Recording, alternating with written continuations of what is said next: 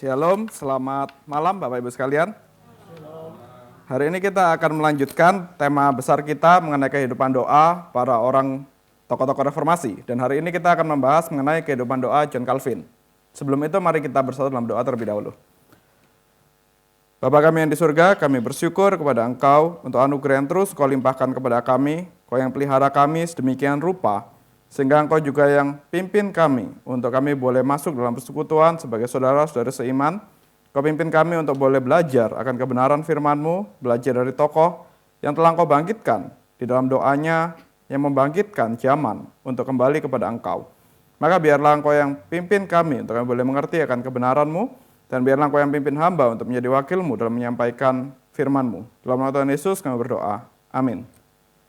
Jadi hari ini kita akan membahas mengenai John Calvin, tetapi John Calvin di dalam doa. Biasanya kita mengenal John Calvin ini adalah seorang tokoh reformator yang sangat brilian pemikirannya. Tokoh reformator yang tampaknya sangat cerdas sekali sampai dia bisa bikin satu buku yang akhirnya jadi seperti standar untuk Protestan, Kristen Protestan. Buku Institute of Christian Religion. Nah, kita juga mengenal John Calvin, dia juga seorang tokoh reformasi yang juga mengguncang zaman secara politik, secara pemikiran sosialnya, itu akhirnya jadi landasan dari pemikiran demokrasi modern hari ini. Kita juga mengenal John Calvin, itu juga sebagai seorang pengkhotbah, yang khotbahnya itu bisa melawan zaman. Dia bisa mengubah satu kondisi reformasi, bukan dengan angkat pedang, bukan dengan kemampuan militer dia, tetapi dengan khotbah dia yang berapi-api.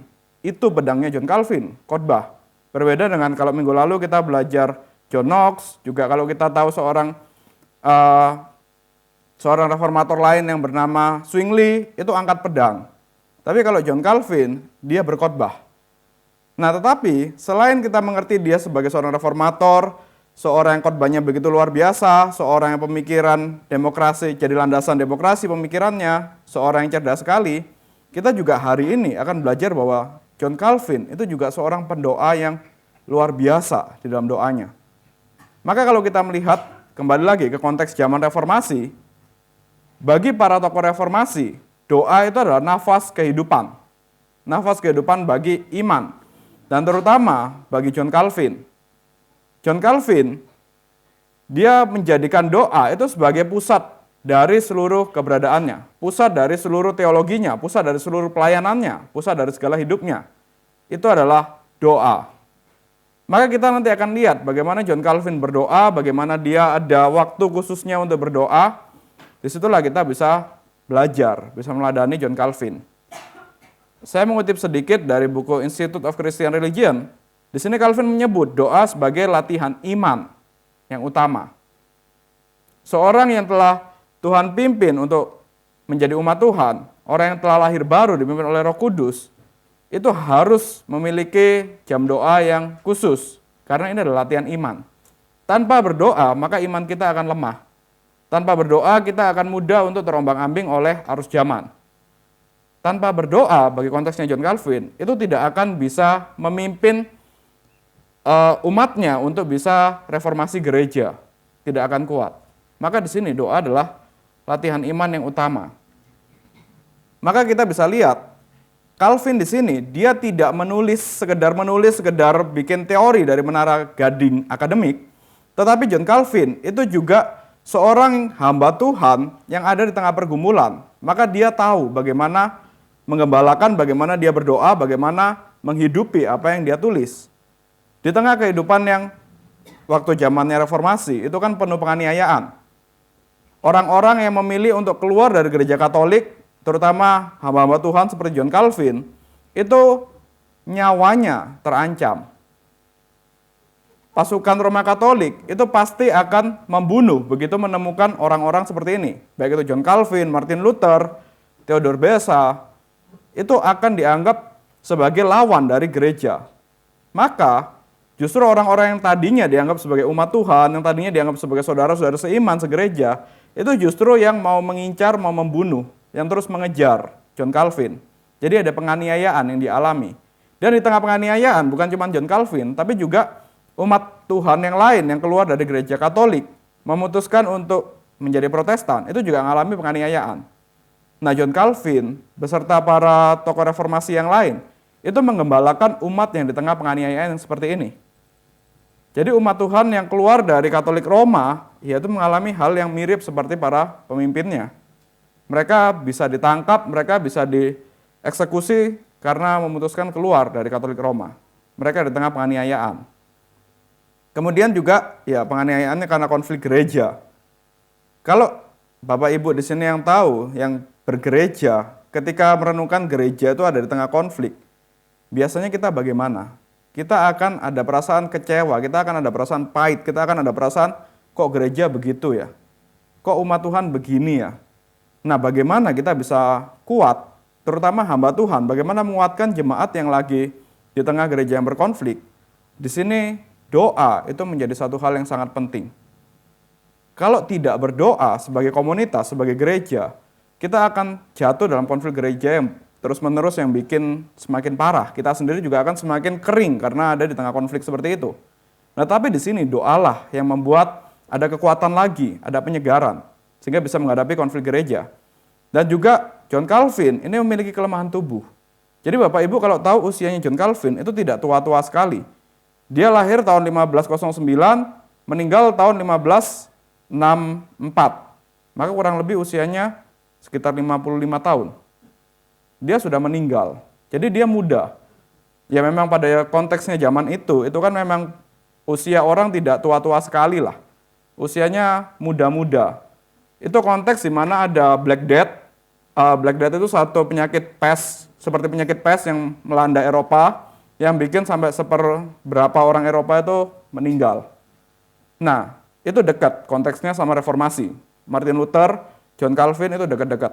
Jadi usia harapan hidup orang itu memang rendah di sana.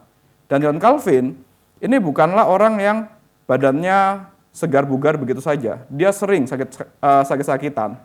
Nah, di tengah kondisi yang seperti ini, bagaimana orang yang sering sakit-sakitan harus memimpin reformasi? Itu kan berat sebenarnya. Nah, bagaimana dia bisa punya kekuatan? Kembali lagi dari doa. Doalah yang menjadi sumber kekuatan dan peneguhan bagi John Calvin. Maka dari sini ada kesaksian dari sahabatnya John Calvin yang bernama Theodore Beza. Beza mengatakan, Calvin tidak pernah berbicara tentang Allah tanpa berdoa kepada Allah. Maka dari sini kita bisa lihat, nanti kita akan mendalami, ini kesimpulan secara sederhananya yang kita akan pelajari hari ini. Melalui doa, Calvin menyatukan kepala dan hati, iman dan tindakan, teologi dan kesalehan. Biasanya kita suka, kalau di Reform itu suka belajar doktrin, tapi hatinya dikatakan kurang hangat, kurang lebih seperti itu. Tapi kalau kita belajar dari Calvin, enggak. Yang menyatukan kepala dan hati, yang menyatukan doktrin dengan kehangatan kita melayani, itu doa. Tanpa doa, kalau kita cuma suka ikut PA saja misalnya, tapi nggak ikut persekutuan doa hari Sabtu, mungkin kita bisa jadi, ya kepalanya kita besar, tapi hati kita dingin. Nah, yang menyatukan itu adalah doa.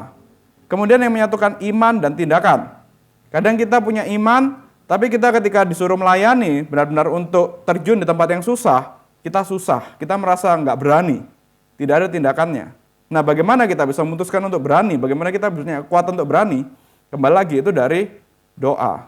Antara iman dan tindakan, doalah yang menjadi pemersatunya, dan teologi dan kesalehan. Doa yang menjadi pemersatu. Nah, karena itu kita akan lihat secara lebih mendalam. Pertama kita lihat dulu kembali ke konteks zaman, konteks reformasi 500 tahun yang lalu.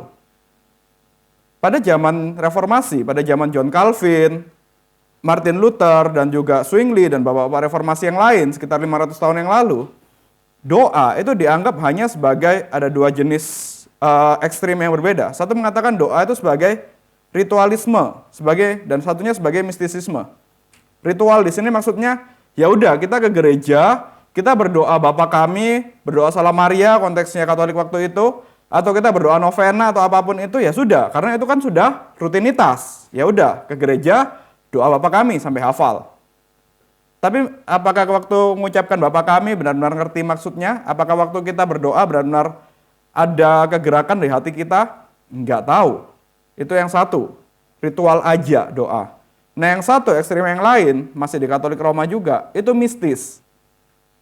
Maksudnya di sini Roma itu juga mengajarkan dalam doa, itu kadang kita bisa seakan-akan kita merasakan sendiri penderitaan Kristus sampai tangan kita itu bisa ada bolongnya seperti luka paku, ada mistis-mistis seperti itu. Nah, kalau doa sampai tidak merasakan hal itu, maka itu bukan doa yang sejati. Nah, jadi di sini ada dua ekstrim yang berbeda. Satu hanya menganggap doa sebagai ritual, satu sebagai satu hal yang mistis. Nah, John Calvin itu ada dalam konteks zaman yang seperti ini. Maka sebelum reformasi, orang juga mengatakan doa dipahami sebagai ritual, sebagai tindakan religius yang juga menghasilkan jasa. Orang-orang yang mengatakan doa sebagai ritual, kenapa dia sudah tahu, oh doa itu kering, cuman menghafalkan aja, mengucapkan sesuatu yang dihafal, Bapa kami setiap pagi, atau berapa kali doa Bapa kami, 5 kali, 10 kali doa Bapa kami, kok mau melakukan itu? Padahal kan kering, hafalan aja. Apa yang bikin mereka mau, apa yang bikin mereka betah untuk melakukan itu? Karena bagi mereka itu ada jasanya. Kalau berdoa Bapa kami 5 kali, Tuhan akan hitung untuk bisa menghapus dosa saya yang mungkin 5 hari. Mungkin satu doa Bapa kami untuk satu hari doa, satu dosa saya sehari. Jadi kalau dosa saya 5 hari, ya bisa dihapus dengan 5 kali doa Bapa kami. Kurang lebih seperti itu. Jadi ada jasa. Doa itu dianggap sebagai sarana untuk dapat jasa. Kita berdoa panjang-panjang, kita berdoa 1 jam, 2 jam, ya supaya nanti ada jasa yang bisa saya terima. Kalau doa saya panjang sekali, ya mungkin berkat Tuhan lebih banyak. Doa saya 1 jam, tingkap-tingkap langit yang dibuka kepada saya 1 jam, berkatnya lebih banyak. Seperti itu. Itu doa yang menghasilkan jasa, dianggap menghasilkan jasa. Maka meskipun tampaknya membosankan, tampaknya cuma gitu-gitu aja, mereka mau melakukan.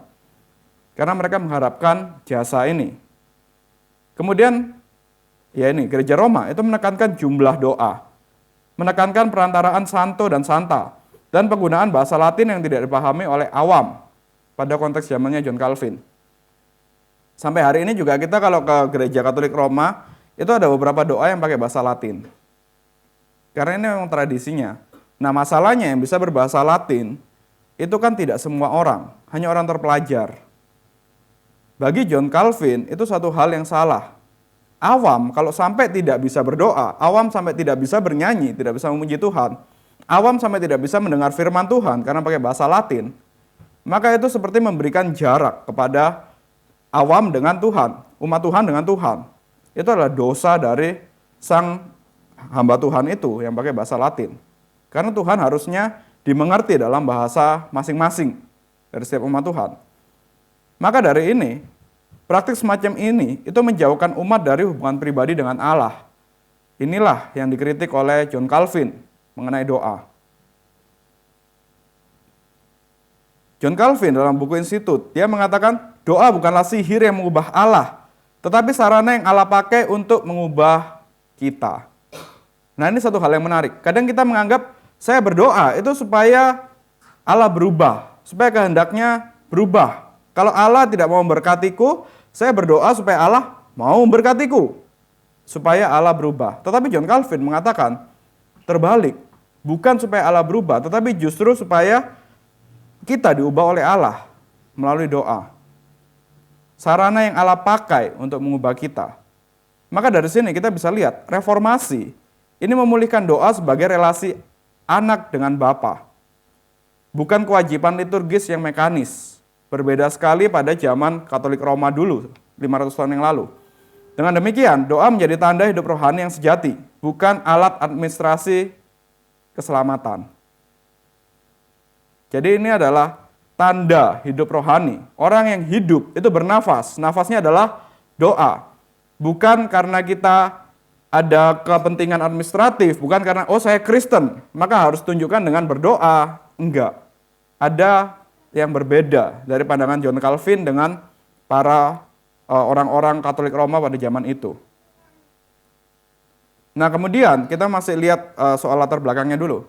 John Calvin ini juga adalah memang dia seorang yang cerdas sekali, selain dia seorang teolog, John Calvin ini adalah seorang humanis sebenarnya.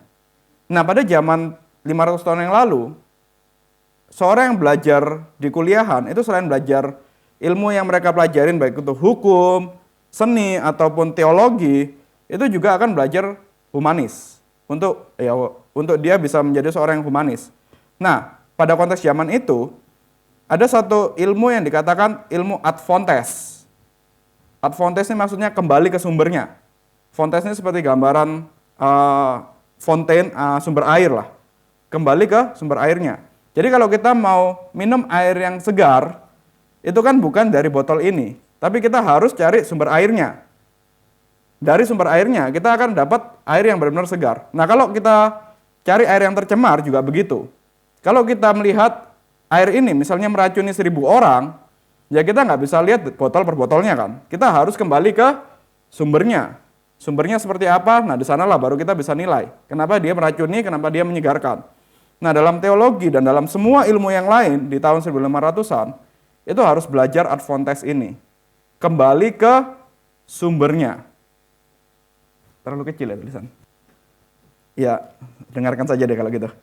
Jadi ad fontes kembali ke sumbernya. Maka dalam teologi pun, kalau kita mau belajar tentang doa, kita tidak bisa belajar dari yang lain selain sumbernya sendiri, yaitu Alkitab. Sumber segala firman Tuhan, sumber segala cara kita berdoa, itu adalah Alkitab ini. Dan Alkitab ini, bagi John Calvin, itu juga harus kembali lagi, ad fontes, maka kembali ke bahasa aslinya. Bahasa Ibrani dan bahasa Yunani.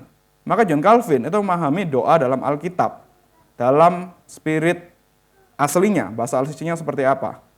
Makanya dia suka sekali dengan kitab Mazmur dan juga doa Bapa kami. Maka dari sini John Calvin mengatakan, dari Mazmur ia menemukan bahwa doa sejati mencakup seluruh pengalaman manusia, yaitu takut, sukacita, keluhan, dan pengharapan. Kalau kita membaca Mazmur, kita akan melihat pergumulan pemazmur. Kita akan melihat pergumulan Daud, misalnya ketika dia harus dikejar oleh anaknya sendiri Absalom, ketika dia harus dikejar oleh Saul, ketika ia berdosa, sadar ditegur oleh Nabi Nathan karena dia berdosa berzina dan membunuh suami dari Batseba. Itu pergumulannya tertuang di kitab Mazmur. Nah, pergumulan yang dialami oleh Daud itu sebenarnya bukan sesuatu yang asing dalam kehidupan kita hari ini. Setiap zaman itu kan pergumulannya kurang lebih mirip. Hanya memang bentuknya berbeda. Tapi mirip-mirip lah, kurang lebih seperti itu.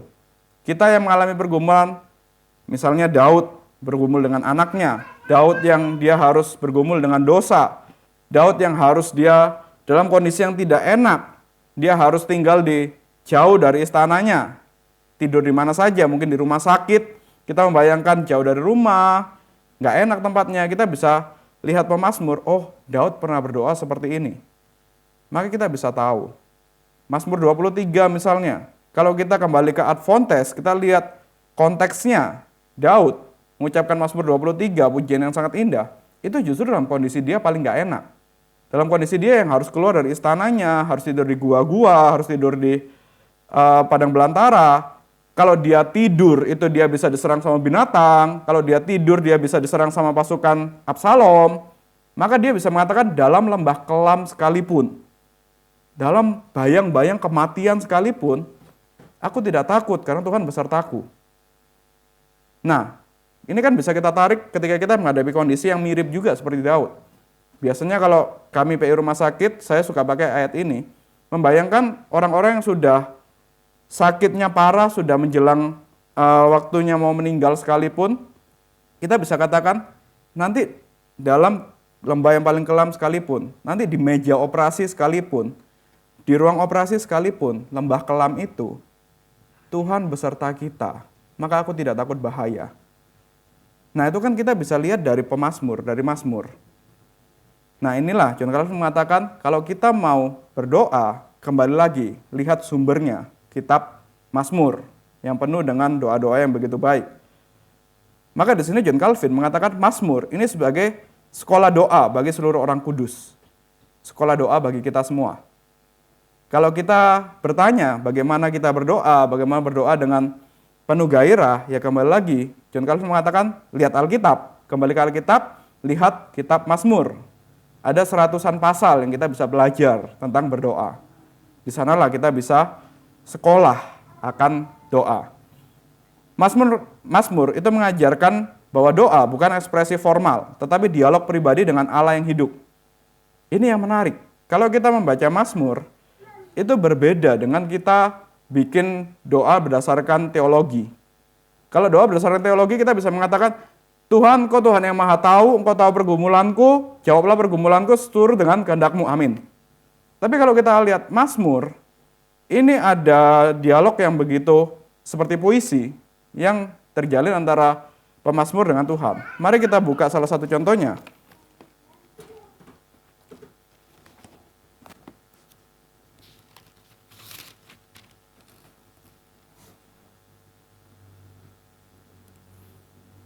Mazmur pasal 5 misalnya. Kita baca bergantian deh, ayat 1 sampai ayat 13. Saya yang ayat 1, Bapak Ibu sekalian ayat 2, begitu seterusnya sampai 13. Untuk pemimpin biduan dengan permainan suling, Mazmur Daud.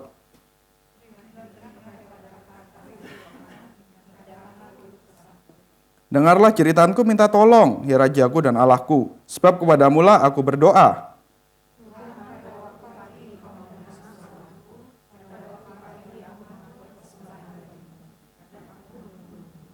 Sebab Engkau bukanlah Allah yang berkenan pada kefasikan, orang jahat tak akan menumpang padamu.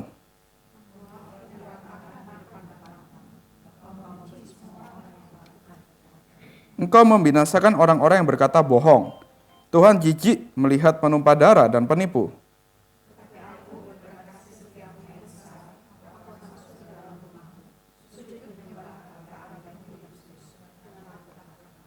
Tuhan, tuntunlah aku dalam keadilan-Mu, karena seteruku. Ratakanlah jalan-Mu di depanku.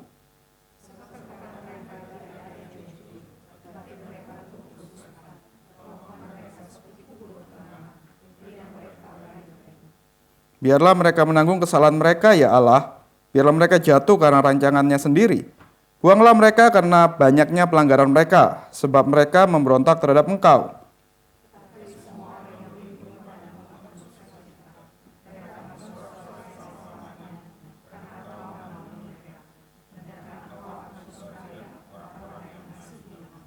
Sebab Engkau memberkati orang benar, ya Tuhan, Engkau melindungi dia dengan kerelaanmu seperti perisai.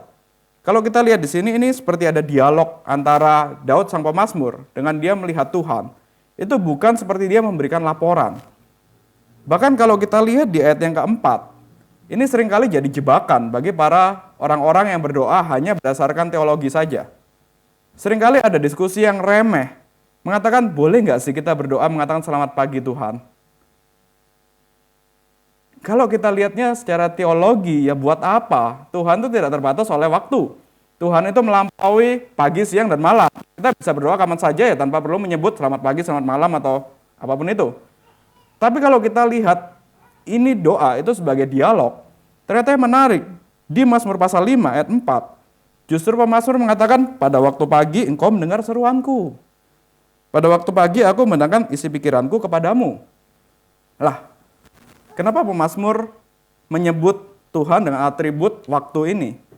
Karena bagi pemazmur, ya ini dia sedang berdialog dengan Tuhan. Nah yang seperti ini kita bisa belajar. Doa kita, kalau kita mau melihat doa yang hidup, doa sebagai dialog seorang anak dengan Bapa, ya kita lihat Mazmur. Kurang lebih seperti itu.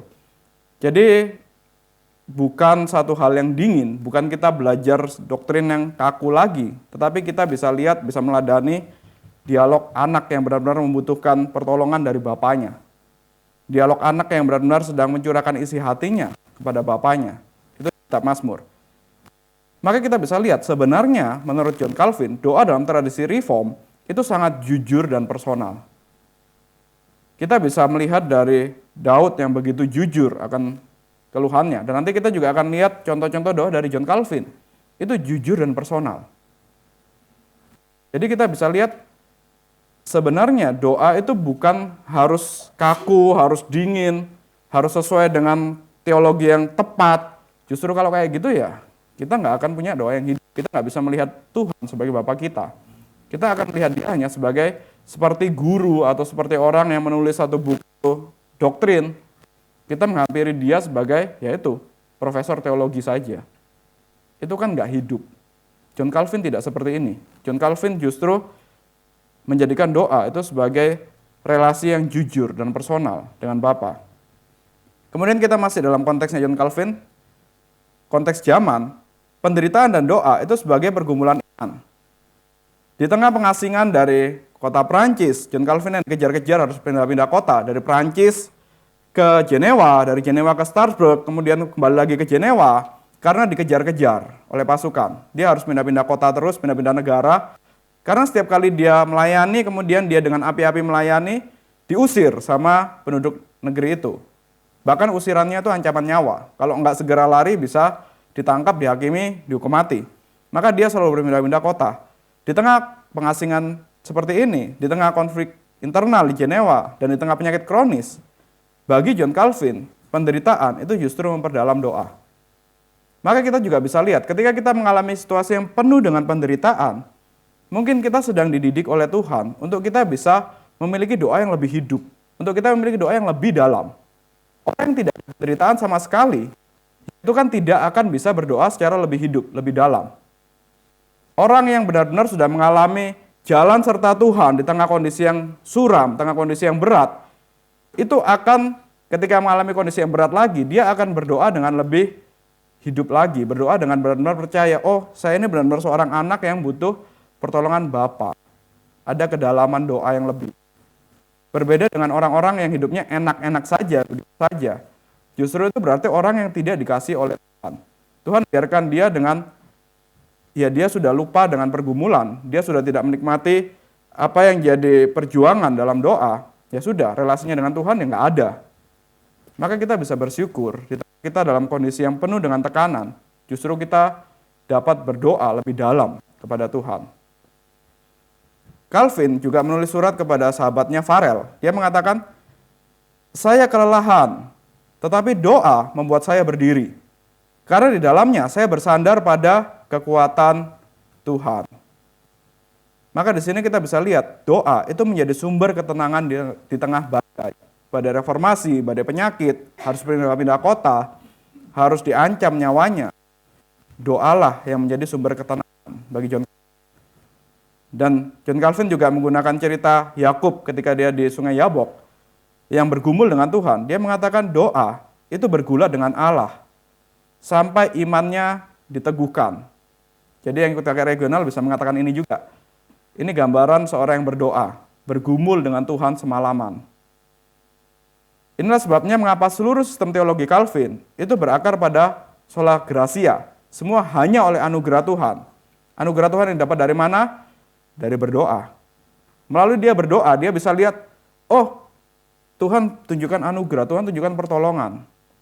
Kadang kalau kita yang suka meritokrasi, yang suka bekerja keras, ketika kita disuruh berdoa, kita akan merasa, emang apa yang bisa dilakukan? Berlutut, tutup mata, berdoa 1 jam, 2 jam, itu kan menghabiskan waktu. Lebih baik saya mengusahakan hal yang relevan dong, hal yang benar-benar realita dong.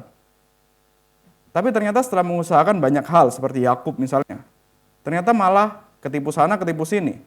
Begitu berdoa yang tampaknya nggak melakukan apa-apa, cuman berlutut, tutup mata, lipat tangan, ternyata Tuhan tunjukkan satu kekuatan, Tuhan berikan satu jalan keluar. Tuhan pimpin sehingga sesuatunya menjadi baik. Nah disitulah belajar untuk melihat inilah yang disebut sebagai sola gratia. Semua hanya oleh anugerah Tuhan. Karunia yang dialami di dalam doa. Dan kita masih melihat konteks yang keempat, konteks gereja dan doa publik. Calvin itu mengatur liturgi doa bersama setiap hari. Jadi berbeda dengan Katolik Roma, itu memang juga ada doanya, tapi karena itu kan tadi ritual aja. Calvin itu dalam dia memimpin gerejanya, dia mengadakan doa setiap hari.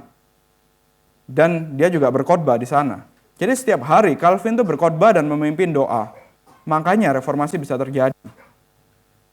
Calvin memulihkan doa komunal sebagai bagian dari kehidupan gereja.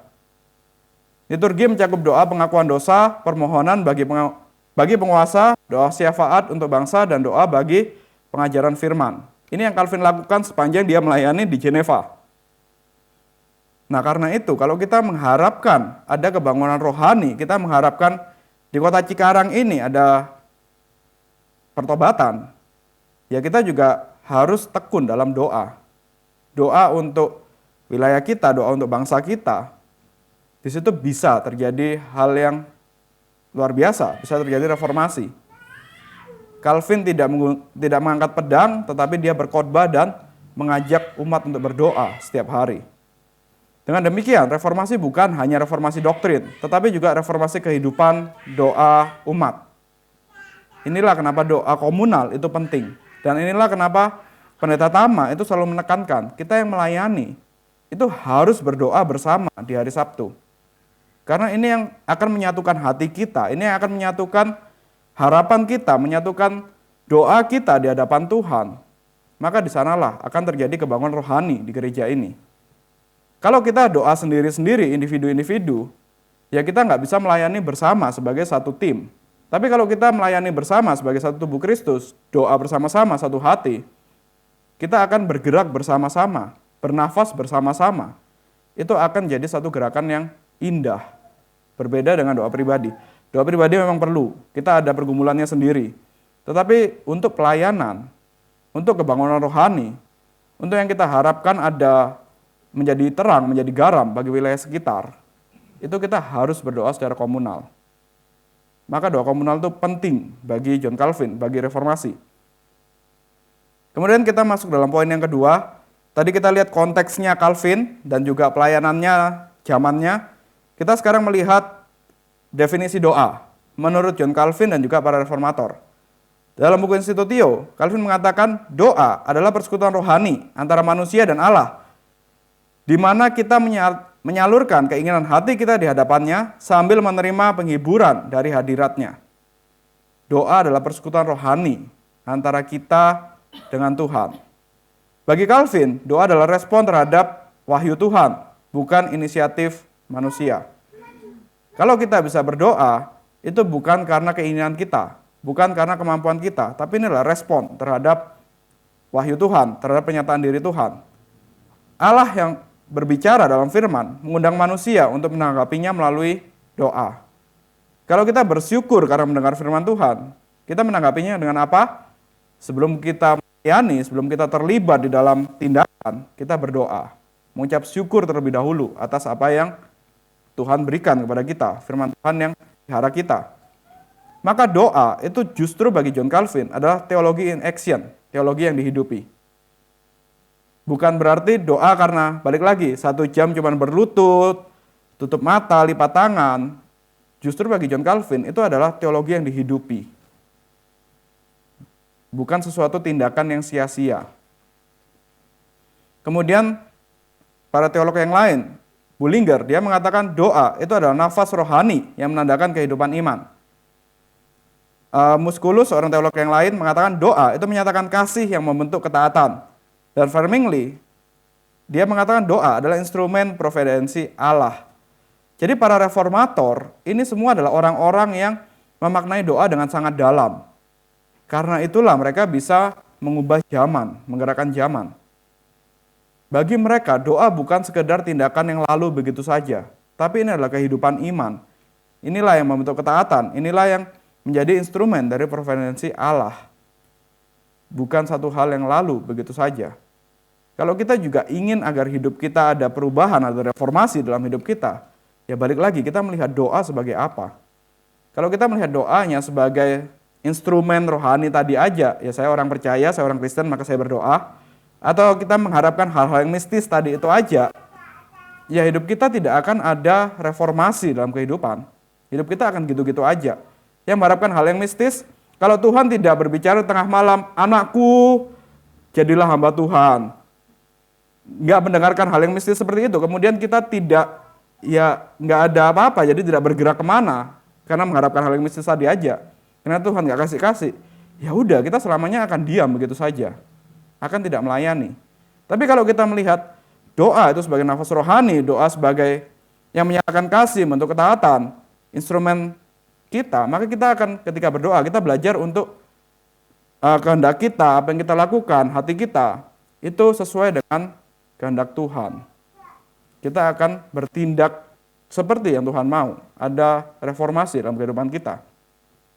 Maka di sini para reformator itu memahami doa sebagai tindakan partisipatif, yaitu di mana manusia diundang Allah untuk ikut serta dalam karya pemeliharaan ilahi.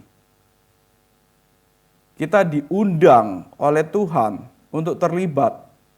Misalnya dalam nanti kita mau beli tanah, pembangunan. Mungkin kita belum punya modal uang yang cukup banyak. Tetapi Allah undang kita untuk kita terlibat dalam pembangunan gereja. Caranya melalui doa.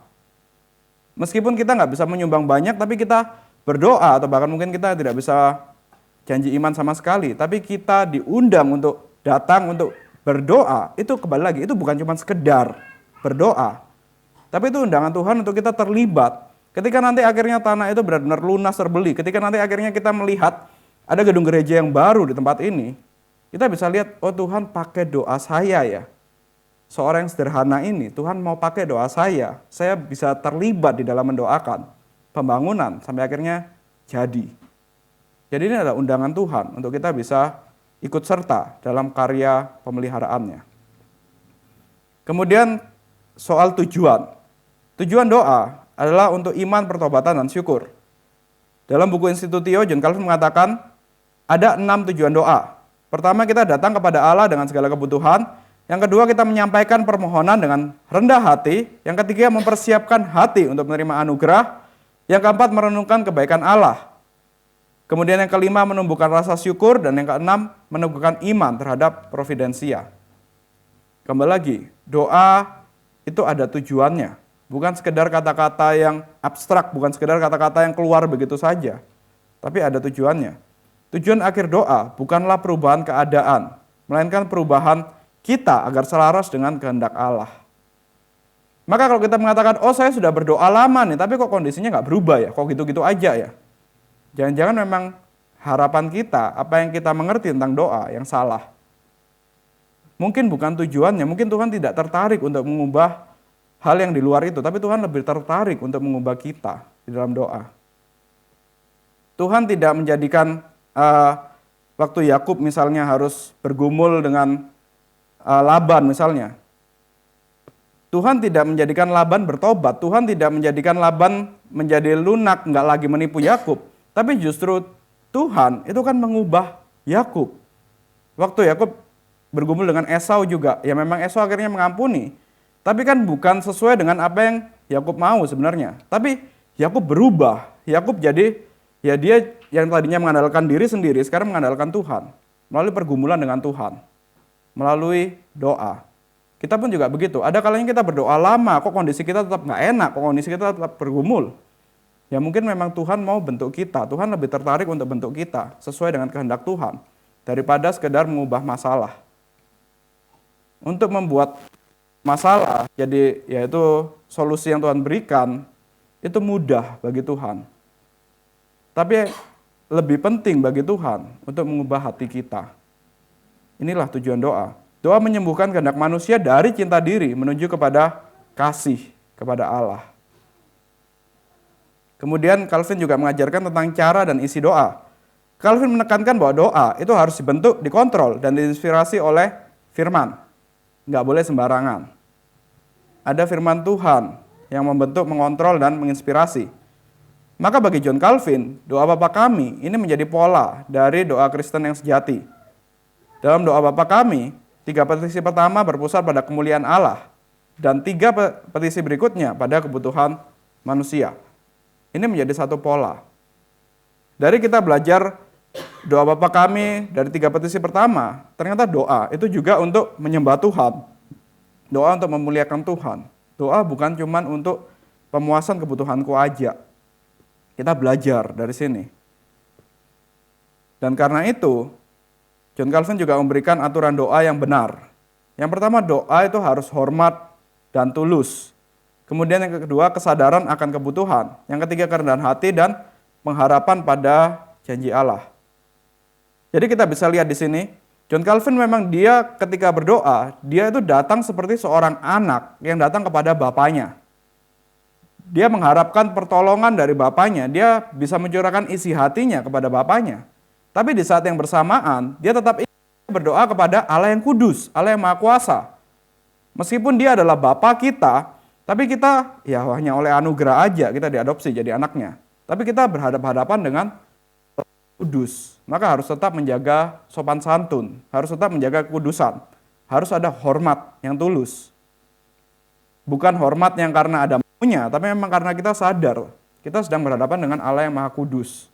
Ada hormat yang tulus. Maka dari itu, ketika hari ini ada orang-orang yang berdoa karena menganggap Tuhan sebagai Bapa, maka langsung ngomong, Daddy. Dalam artian ya nggak ada hormatnya sama sekali lah. Daddy, aku hari ini nggak sedang dibully sama teman, begini. Tadi aku ditampar sama guru karena ketahuan merokok, jadi gimana Daddy, kayak gitu. Ya itu kan hal yang tidak melihat Tuhan dalam kekudusan. Bagi kita itu justru penghinaan kepada Tuhan. Ketika kita punya Allah yang kudus, ya kita punya gambaran Tuhan, punya gambaran orang tua lah. Orang tua yang baik, tapi orang tua yang juga berwibawa, orang tua yang juga ketat. Kan nggak berani kita bicara seperti itu. Tetap kita datang, tapi tetap menyadari, oh ya ada perbedaan di sini. Nggak bisa sembarangan. Kemudian yang kedua juga doa dengan kesadaran akan kebutuhan, dan juga kesadaran yang ketiga kerendahan hati. Ingat, kita datang sebagai sebenarnya orang asing yang diangkat menjadi anak Tuhan. Diangkat sebagai anak-anak adopsi. Kita harus rendah hati. Kalau kita bisa berdoa, itu undangan dari Tuhan. Tuhan mau dengar doa kita, itu anugerah dari Tuhan. Maka dengan kerendahan hati kita datang dalam doa. Dan kemudian juga pengharapan pada janji Allah. Allah yang setia, Allah yang mengatakan Yesus Kristus mendoa syafaat kita, imam besar kita, ada janji yang pasti, inilah harapan kita. Maka di sini para reformator yang lain, baik itu Farel, Firet, seorang reformator yang lain, dia juga melihat doa itu ada aturannya. Berdoa kepada Bapa melalui Yesus Kristus di dalam Roh Kudus. Enggak sembarangan. Tetap ada aturannya. Doa kepada Bapa melalui Yesus Kristus di dalam Roh Kudus. Sebenarnya kita nggak perlu menyebut Roh Kudus lah, nggak perlu menyebut tiga-tiganya. Tanpa menyebut Roh Kudus pun kita bisa berdoa, itu kan pimpinan Roh Kudus. Doa itu kepada Bapa, ditutup dalam nama Tuhan Yesus Kristus. Inilah, tadi kita sudah belajar latar belakang, konteks, kemudian definisi doa.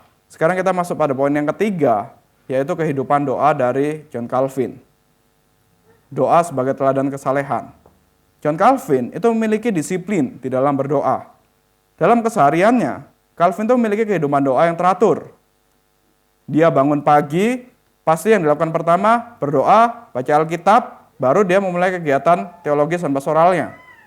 Ada dimulai dengan kehidupan pribadinya dia dulu, doa, baca Alkitab, kemudian dia melayani di gereja di pagi hari, dia undang jemaatnya untuk merenungi firman Tuhan bersama, untuk berdoa bersama. Selalu teratur seperti itu kehidupan John Calvin. Dan setiap khotbah John Calvin ditutup dengan doa yang panjang, yang menarik. Ia tulis terlebih dahulu doa itu. Ini memang satu hal yang ya kami sendiri juga perlu belajar. Biasanya kami kalau habis khotbah, kami nggak nulis doanya. Tapi di sini John Calvin, ternyata dia selain menulis catatan khotbah, menulis verbatim, dia juga menulis doanya. Maka doanya teratur. Dan karena itulah, karena dia tulis doanya, nanti kita bisa lihat ada beberapa catatan doa Calvin yang sampai hari ini bisa kita nikmati, bisa kita baca. Sahabatnya Besa mencatat bahwa menjelang tidur, Calvin selalu membaca Mazmur dan berdoa dalam diam. Inilah kehidupan doa John Calvin. Kehidupan doa mencerminkan keyakinan bahwa kesalahan sejati adalah kesatuan antara pengetahuan dan kasih. Maka kita yang mengatakan Calvinis, tapi kita tidak punya kehidupan doa, ya kita nggak benar-benar pengikutnya John Calvin, berbeda. Karena di sini John Calvin, dia memang pengetahuannya tinggi, tapi dia juga punya kasih, dibuktikan dengan berdoa. Calvin menulis, tidak ada pengetahuan sejati tentang Allah tanpa kesalehan yang sejati, yaitu berdoa. Maka kita semakin kenal Allah di dalam doktrin, ya kita semakin banyak waktu berdoa. Kemudian John Calvin, dia juga mengatakan doa itu sebagai pergumulan rohani.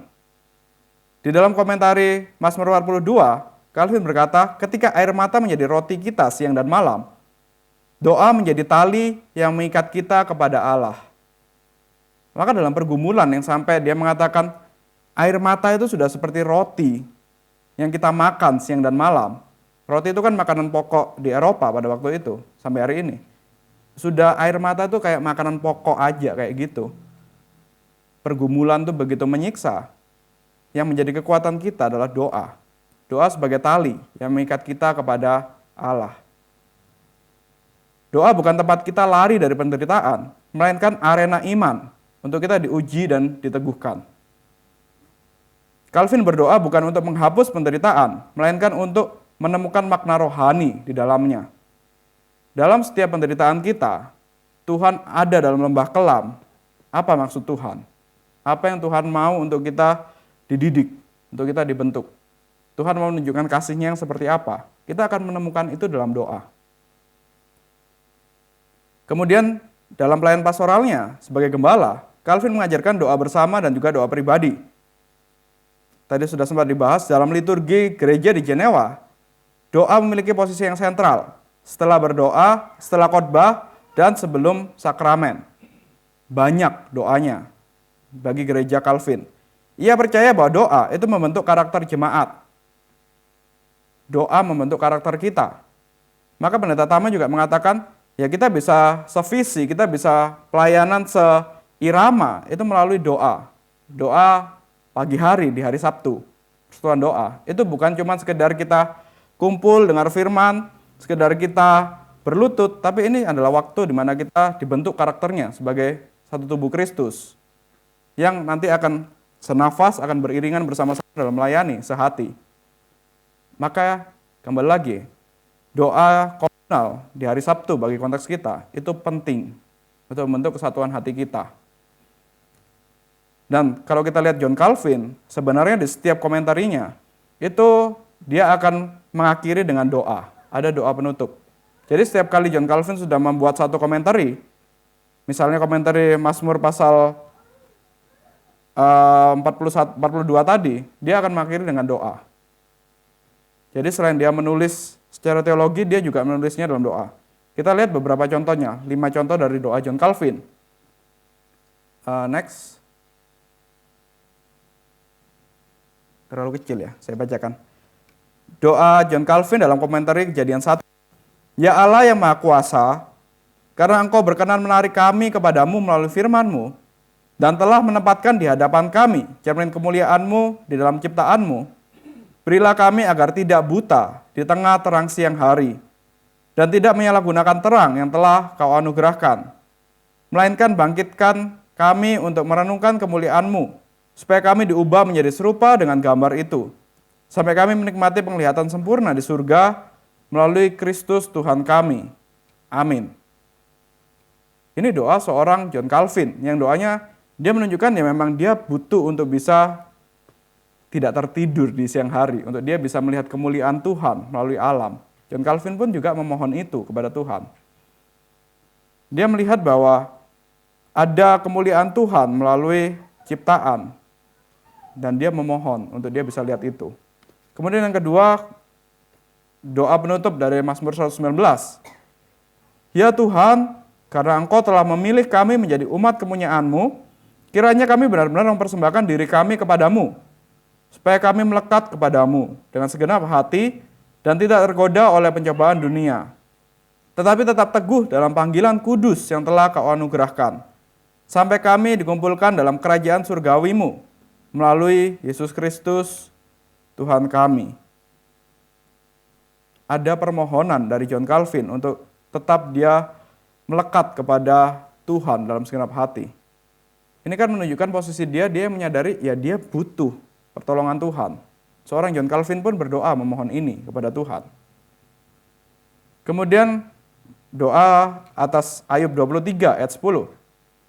Ya Tuhan, karena kehendak-Mu adalah menguji kami di dunia ini, berilah agar iman kami jangan gugur, supaya kami berjuang dengan gagah sampai akhir, dan dengan demikian memuliakan nama-Mu, sampai kami beristirahat dalam damai yang kekal, yang telah dibeli dengan kami oleh anak-Mu, Yesus Kristus.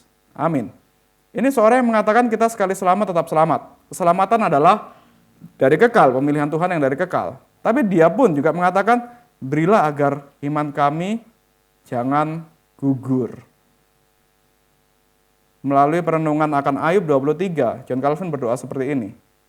Maka doa yang jujur di hadapan Tuhan, doa yang memohon supaya di tengah pergumulan, agar iman saya kuat, agar iman saya tidak gugur, agar bisa berjuang, ini adalah, ya inilah doa John Calvin. Doa yang benar-benar jujur di hadapan Tuhan. Kemudian dalam Kisah Para Rasul 20 ayat 32, John Calvin juga berdoa, ya Allah yang Maha Kuasa, karena Engkau tidak hanya sekali mengangkat kami menjadi anak-anak-Mu, ini maksudnya, ya ini terjemahan bahasa Indonesia kurang bagus lah. Tidak hanya sekali mengangkat kami menjadi anak-anak-Mu, tetapi juga setiap hari meneguhkan pengangkatan itu dan memperterakannya oleh Roh-Mu. Berilah agar kami tetap berada dalam anugerah ini sampai akhir, supaya kami bertumbuh dalam iman dan bertekun dalam kesatuan gereja-Mu, sampai kami dikumpulkan ke dalam warisan kekal yang telah Kau janjikan melalui Yesus Kristus, Tuhan kami. Amin.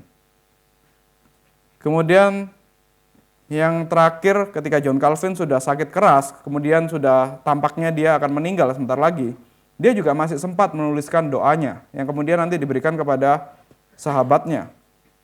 Doa menjelang wafatnya, John Calvin mengatakan, ya Tuhan, Engkau telah merendahkan aku, tetapi Engkau juga telah meninggikan aku. Aku telah bekerja di sini sesuai dengan ukuran anugerah yang telah Kau karuniakan kepadaku.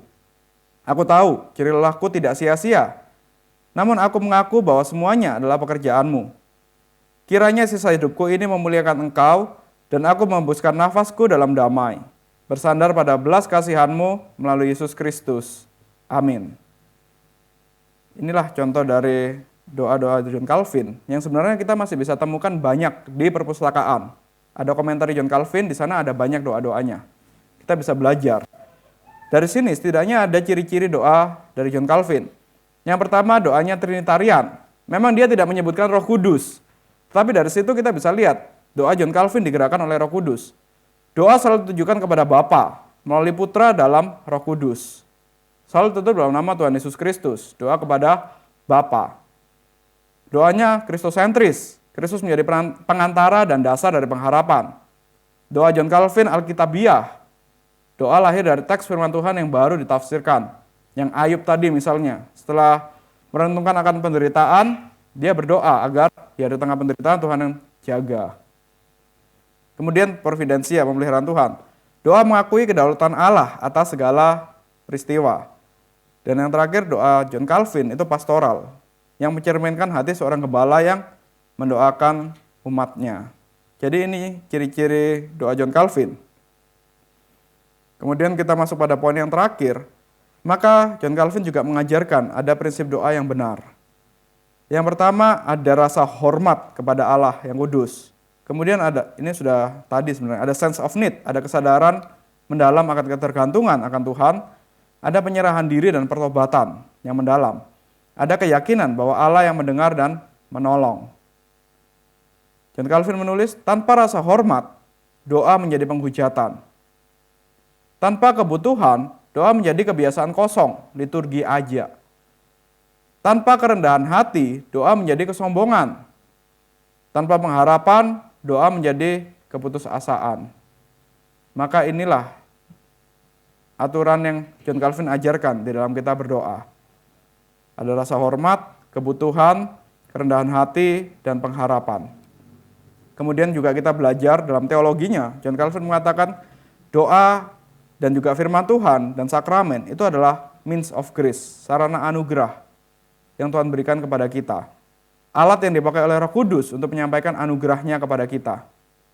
Bagaimana kita bisa menikmati pelukan Tuhan, bagaimana kita bisa menikmati relasi dengan Tuhan, menikmati relasi Bapa yang mengasihi anaknya, ya melalui doa ini, firman, doa, dan sakramen, means of grace ini.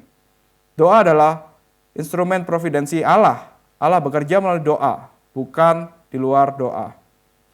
Kadangkala Tuhan memang tunggu kita berdoa untuk minta apa yang memang sebenarnya Tuhan sudah siapkan untuk berikan kepada kita. Tapi Tuhan memang ajarkan kita untuk menunggu waktu tertentu sampai kita minta, baru Tuhan jawab itu. Meskipun sebenarnya dalam rencana kekal Tuhan, memang itu untuk kita. Tapi Tuhan tunda waktunya, seakan-akan tunda waktunya, tunggu sampai kita meminta. Nah inilah maksudnya, dia sebagai instrumen dari providensi Tuhan. Mungkin kita juga ada orang yang kita kenal, kita sudah dalam kehendak Tuhan, dalam rencana Tuhan, dia orang pilihan. Tapi mungkin Tuhan tunggu kita berdoa untuk dia, baru orang itu bertobat. Ada momen-momen seperti ini. Makanya kita harus peka di dalam berdoa. Doa kristosentris dan gerejawi. Ya, Calvin menolak perantaraan santo karena hanya Kristus yang menjadi mediator. Ini konteksnya zaman Roma Katolik dulu. Namun Calvin tidak memisahkan doa dari gereja. Setiap doa pribadi harus bersifat komunal karena kita adalah satu tubuh Kristus. Oleh sebab itu doa Calvin selalu berisi permohonan bagi kesatuan gereja dan penginjilan dunia. Kemudian yang terakhir, doa harus sesuai dengan firman Tuhan. Doa tanpa firman Tuhan, menurut John Calvin, itu seperti anak kecil yang berbicara tanpa pengertian, menggumam gitu aja. Doa yang sejati lahir dari iman yang dibentuk oleh Injil. Karena itu, seluruh sistem doa Calvin bersifat hermeneutik, berakar pada teks Alkitab. Maka kita bisa belajar setiap kali kita telah mendengar firman Tuhan, setiap kali kita telah membaca firman Tuhan, kita merenungkannya dengan menjadikan itu sebagai pokok doa kita. Ini suatu latihan rohani yang sangat baik. Bukan sekedar kita baca Alkitab kemudian lupa begitu saja karena kebutuhan harus menyelesaikan kejadian sampai wahyu, jadi bacanya cepat-cepat, nggak sempat merenungkan.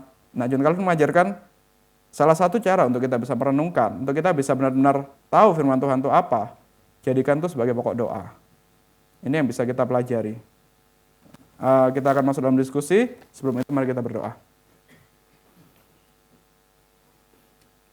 Bapa kami yang di surga, kami bersyukur Kau yang memberikan teladan dari hamba-Mu John Calvin untuk kami berdoa, memiliki disiplin dalam berdoa, bagaimana kami menghadap kepada Engkau. Sebagai seorang anak yang menghadap kepada Bapa, tetapi tetap dengan rasa hormat. Bapa, biarlah Engkau yang bentuk kami untuk memiliki kedisiplinan dalam berdoa, untuk kami memiliki kehidupan doa yang sungguh-sungguh benar di hadapan-Mu, sehingga kami sungguh menjadi alat di tangan-Mu untuk kemuliaan bagi nama-Mu. Biarlah Engkau yang pimpin setiap kehidupan kami, dan biarlah kami bersandar dan berserah kepada pemeliharaan-Mu. Dalam nama Tuhan Yesus kami berdoa. Amin.